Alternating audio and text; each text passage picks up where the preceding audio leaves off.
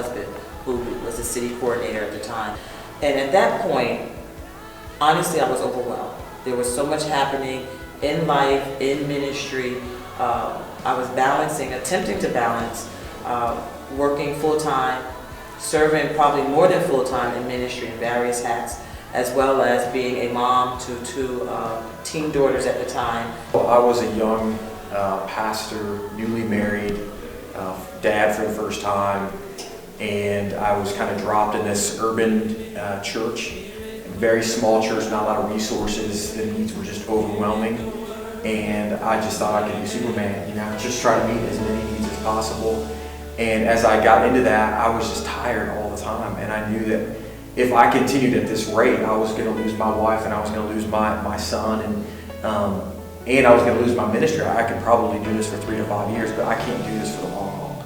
For us, ministry and marriage had already kind of merged, and at the same time, I think in both spaces, we were trying to just figure out what's next and how to navigate. It was just a very muddy place that I was personally in. Isolation, you might feel, but then also a sense of burnout.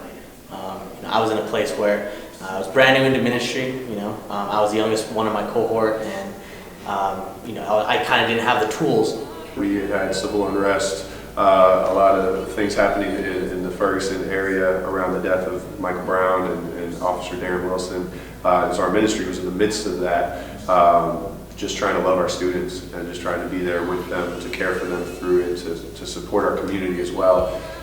And yet we kept seeing different initiatives, different agendas, different things come into town with the answer. And we're here, we've been living in the town, and we love it, and we've seen these things come and go. So here comes this program, another agenda, another thing, and what is it, and what's going on? And I didn't have time to waste time on somebody with some outside idea of the solution. I was just going hard, and I was going to keep going hard, and I wasn't going to stop.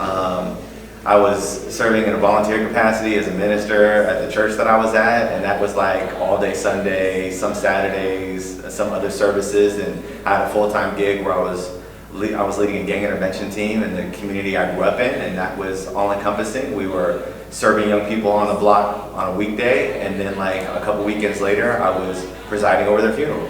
And so you have all of these dynamics that are going on, and there's no space for self-care because like there's too many fires to put out, and there's too many people that need to get served.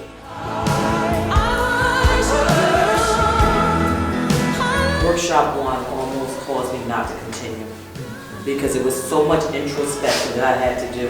I thought I was the best. I had to confront that Jesus Savior mentality. Like, I'm called to this, I need to do this, no one else can do it. I thought I would have lost me. I would have ended up sick or something worse, maybe a sin where I couldn't have recouped from had it not been for divorce. So part of what the program gave to me was a sense of putting terms to certain things I was feeling, and then also putting words and actions into the solutions that I needed to have in front of me. And so I started to implement these things in my life, and I realized that I was being changed. On the other side, I would say it wasn't just another agenda, it wasn't just something that was going to come in with a solution, but truly a group of people that wanted to empower youth workers to not burn out, to be in it for the long haul, to invest well in their young people, and hopefully connect with each other as well. It works for all contexts, but it still is specifically nurturing the soul of the urban youth worker in a way that I wasn't finding elsewhere. To be brought into a family and to be brought into a community that was willing to co-labor with you and learn with you and grow with you, it was a transformative experience and something I didn't anticipate.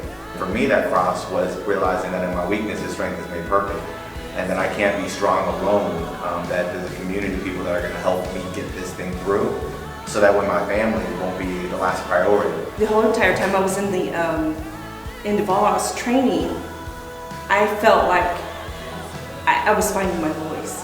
I look back on my life, and I look at these markers of where, I look where I am now. I look back on my life, and there's these markers. And DVULI is one of them that has led me to where I am. We had to do our presentation. I was so nervous, I wanted to throw up. And I gave it, and I just cried. But I knew that was such a breakthrough moment for me. I knew at that moment my life was never going to be the same. It was refreshing to see other people. I was like, there's more of us. You know, I'm not the only one. There's almost like an alien land. There's more people that look like me, you know, or that are doing what I'm doing. I'm sitting around here with all these beautiful faces, and you know, we all look different, but we can relate on such a deep level, a level that you know, I've never been able to relate to even my own people. So that was really my moment, was meeting different people who all have the same life.